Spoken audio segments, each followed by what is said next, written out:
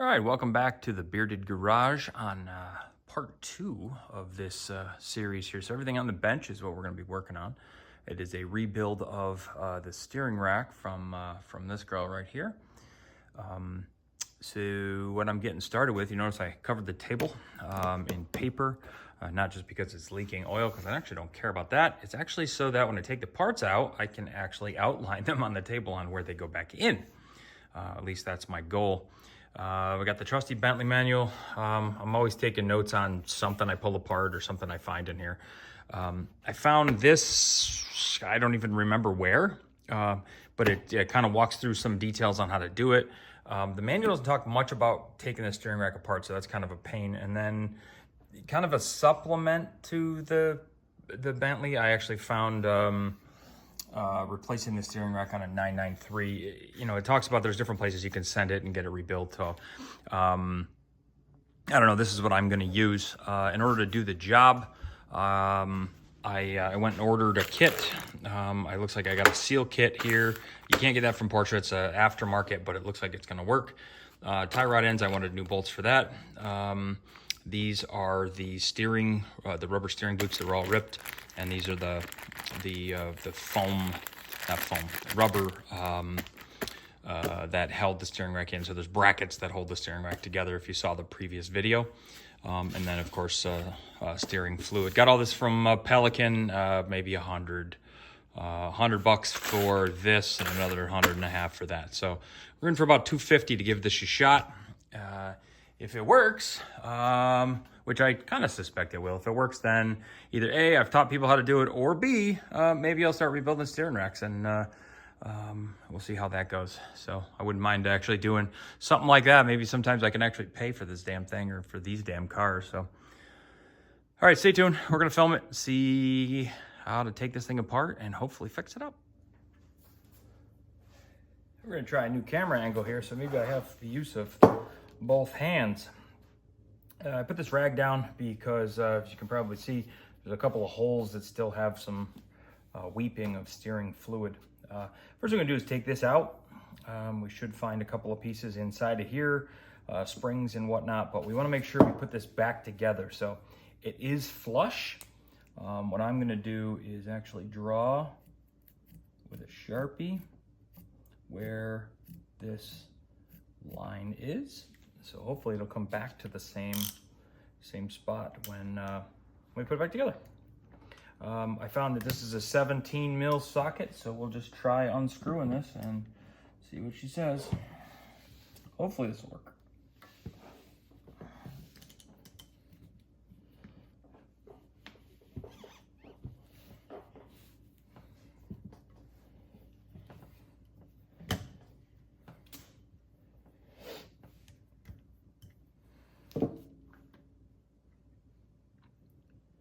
All right, looks like that's the cap.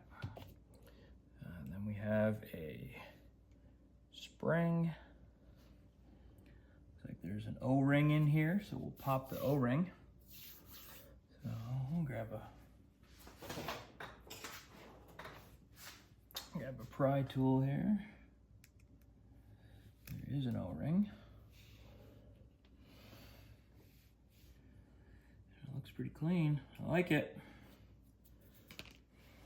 Next is this piston, which we're gonna pull, hopefully with a set of pliers. It should, now that O-ring's out, should come out relatively easy.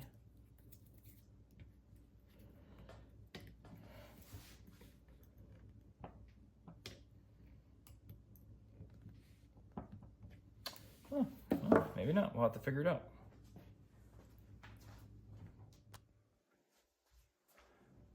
All right, so it looks like this piston does come out relatively easily, just not with the crappy pliers that I tried it with. So if you don't have a set of these Nipex, I think I have them in 3 or 4 or 5 sizes, whatever, how many they have, I bought them all. Non-marring, they're absolutely fantastic. So they're basically just a really good version of, there we go, a really good version of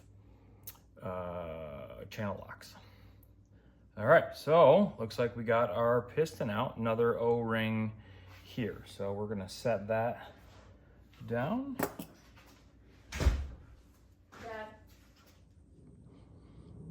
All right, so much for following the instructions. We are, I think, step like B or C, and it's telling me to take the 3 bolts off the input shaft. So I know this is the input shaft, and there's only 2.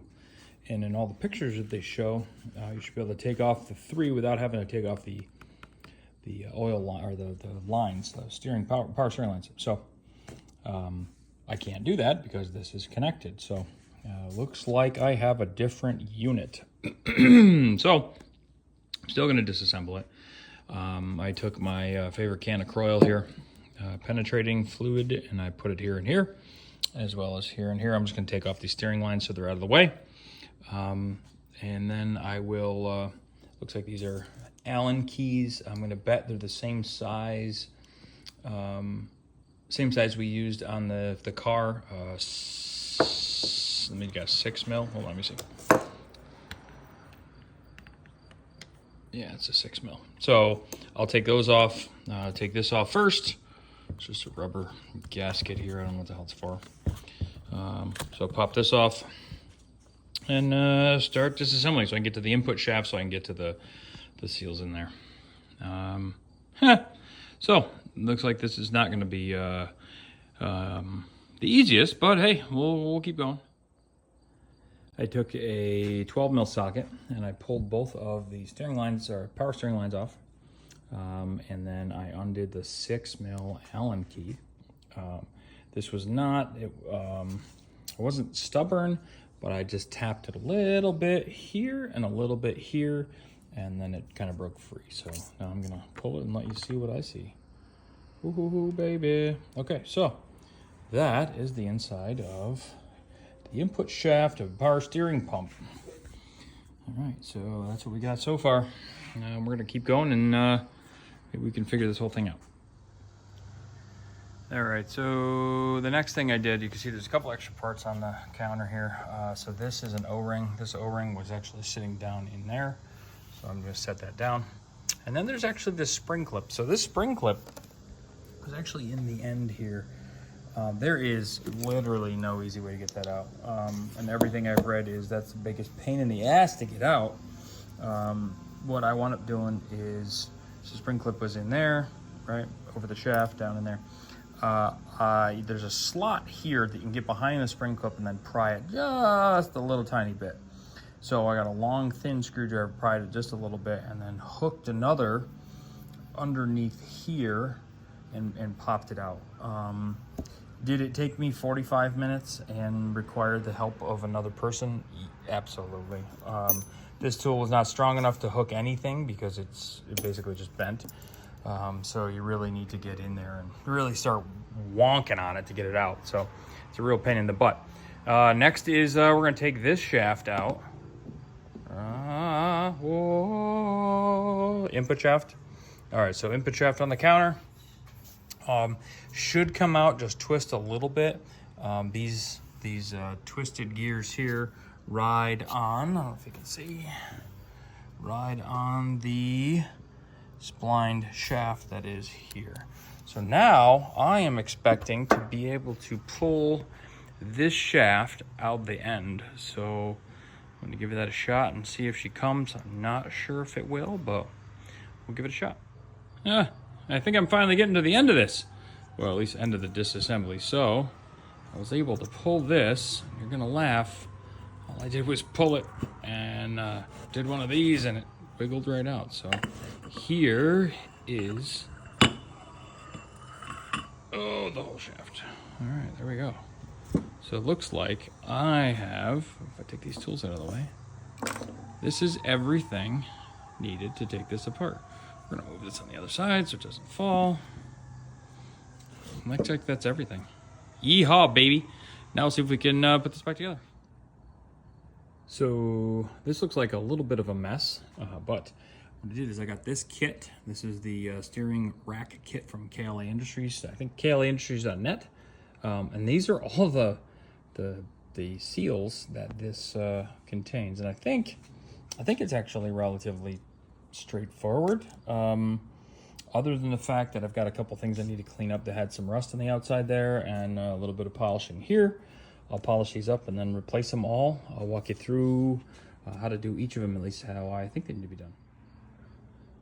All right, we're going to start with the seals on the input shaft. I cleaned this up a little bit, but the first thing is the outside ones are harder plastic, so that is the blue ones in the KLA kit, and underneath it is the 4 black rubber ones. So the only way to start these, it looks like, was I used a safety pin. So grabbing that safety pin, popping them out of the way, and we'll replace each one of those and then go to the next.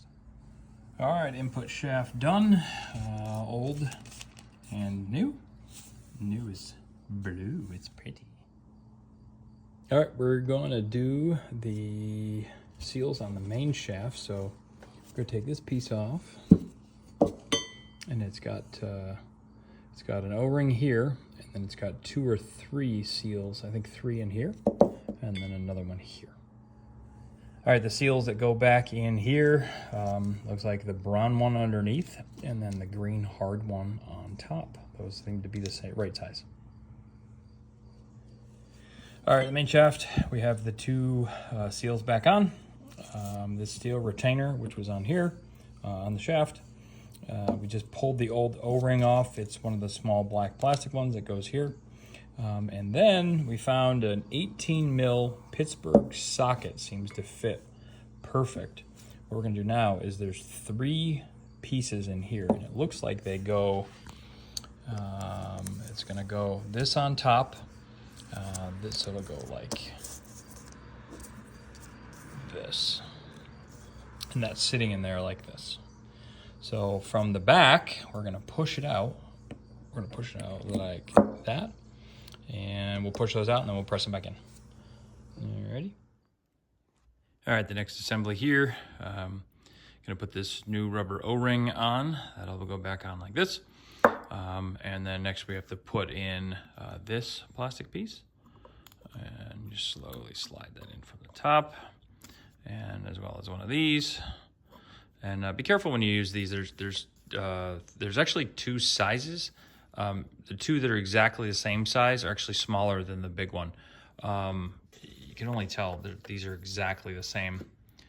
This one is slightly bigger. I think this one goes here, right here.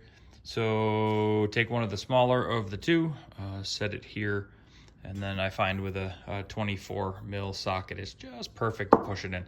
The whole goal is to just seat it in here. You can actually see there's a rim down below. Just push this one all the way in, and then seat these up to it, and you should be good to go. All right, the trick to this one is, 1, be gentle. The plastic piece, or after you clean everything on the inside, the plastic piece, the cup should slide down, so this one should slide down. This one slid down on top of it, nice and easy. They should both be flush. The black O-ring goes spring side up. You can see one side's flat, one side has a spring. I slid that in just so it was slightly tight, and then to make sure it went in straight, I put it upside down, tapped on this until it was flush. And then what I find is, in order to make it the perfect depth, take the old plastic ring that came out of here, right? And this, when you're done, should be flush here. And that should be good to go. So we're going to give this a little bit of lube and slide it back on there. All right, the next 3 we have to get out are actually these 3. They're probably the hardest to seat properly because they're actually right here inside. So if you look down here, I don't know if you can see, I'm gonna grab a light. We're gonna try this, hopefully. There, that's probably the best you can see. So in order to get those out, we're gonna have to push from this side. What I found is a 13/16 works the best. I can't find my 3/8, so I got a 3/8 and then 3/8 to 1/2 inch, and then a couple of 1/2 inch extensions. So I'm just gonna push those out from this side out that way, and then we'll put them back in. All right, that is how she came out. A little bit of tap. Comes out easier, you know, piece of wood to protect the metal here, and I don't want to sit on the concrete, but it's not wobbling around on the table. All right, now we have to put the 3 seals back in. So we're talking 1, 2, 3. They're going to go in like this with the spring on the outside. So it'll go in like this. All right. So how do you figure out? This one can be a little bit tough. How do you figure out how far in they have to go? Here's what I do. You can actually, when you slide this in, you'll see the lip that the plastic sets into is, I think it's exactly,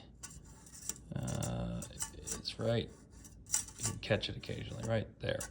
It's 8 inches, okay? So if you see right there, that's where it catches. And these seals together from here to here is a 1/2 inch. So once you seat these in, you should have about 7.5 from the top of this seal. Now, how do you get those in? I think this is the best way I found is a 24 millimeter socket. I'm using a metric Pittsburgh, but I just slide this one in, and I slide it in by standing her up, slide it in, slide the next one in, and then honestly, I drop this one in and slowly set it so it's square, and then push it in place. So that's what we got. At least that's how I do it. All right, once I have all 3 seated properly, you'll see if I go in to touch the rubber, that is right at 7.5. So I'm very, very close. One thing I did do is after you put these seals in, I always give them a little bit of Vaseline on them just to make them slide a little better. One of the ways you can help seat that, you can actually just slide this shaft back in and just make sure that this is touching in there. So just give it a little tap.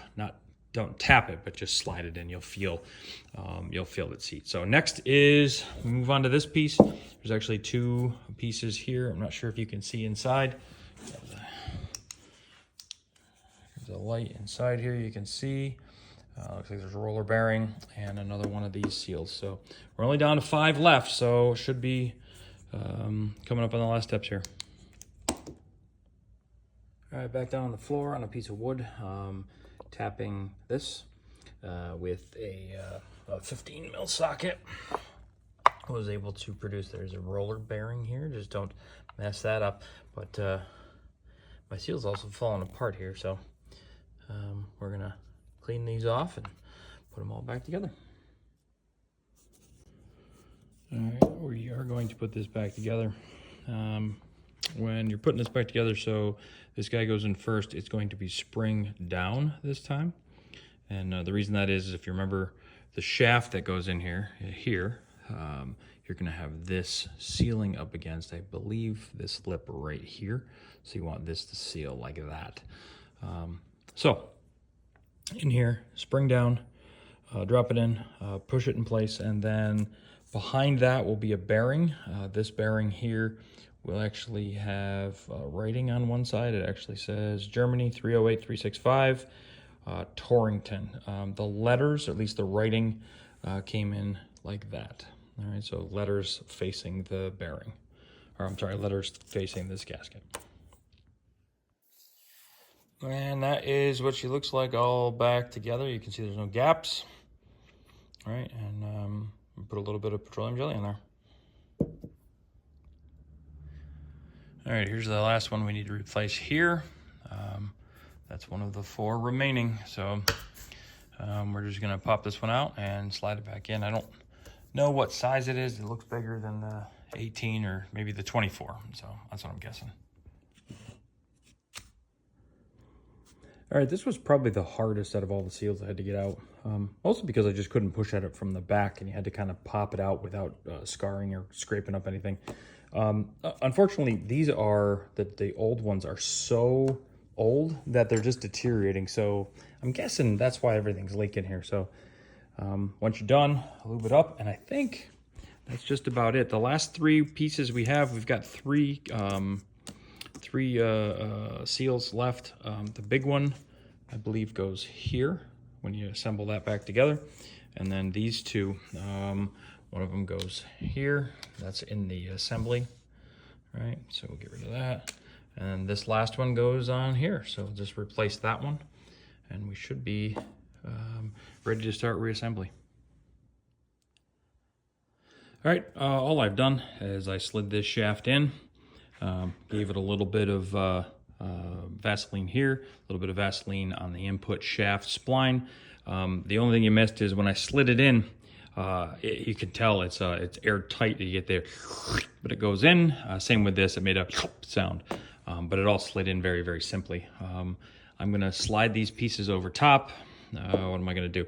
I'm gonna put these lines back on. One thing I will replace, doesn't come in the kit that I recommend. I'll put it in the link, but I'm gonna replace these just like O-rings. I'm gonna replace those before I put this back together so I don't have a leak.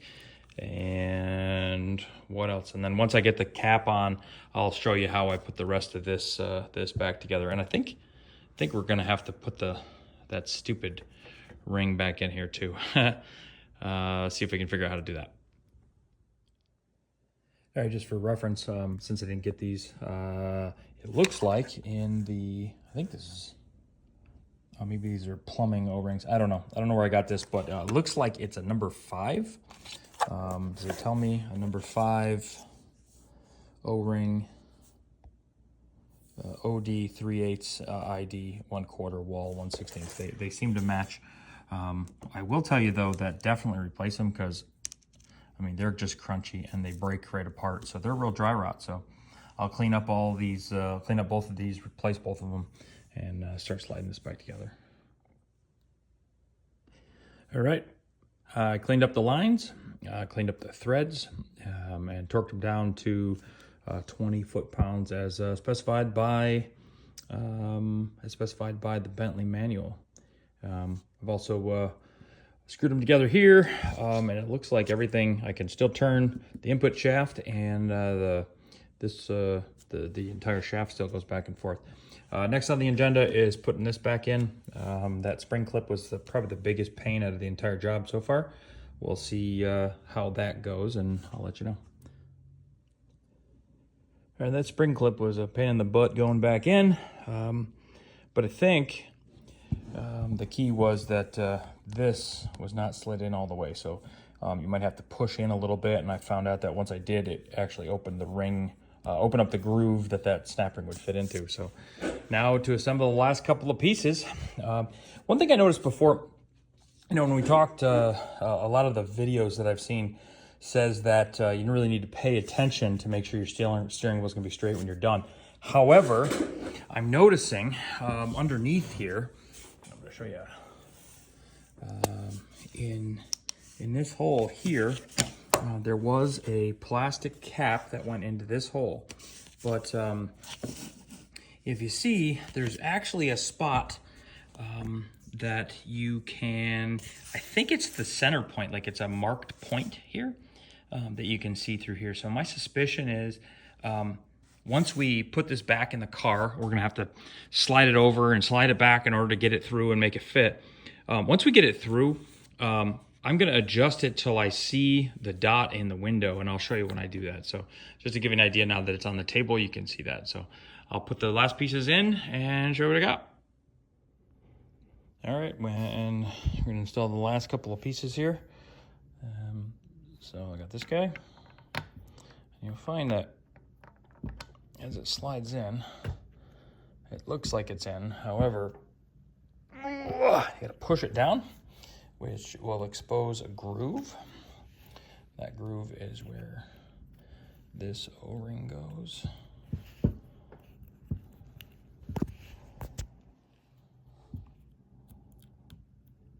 All right, once that O-ring is in, all we're gonna do is put the spring back in and screw the cap back on. So that should be everything. So I'm going to tighten this back down to where it was. I actually marked it, so tighten it back down, and then we'll put this bad boy back in the car.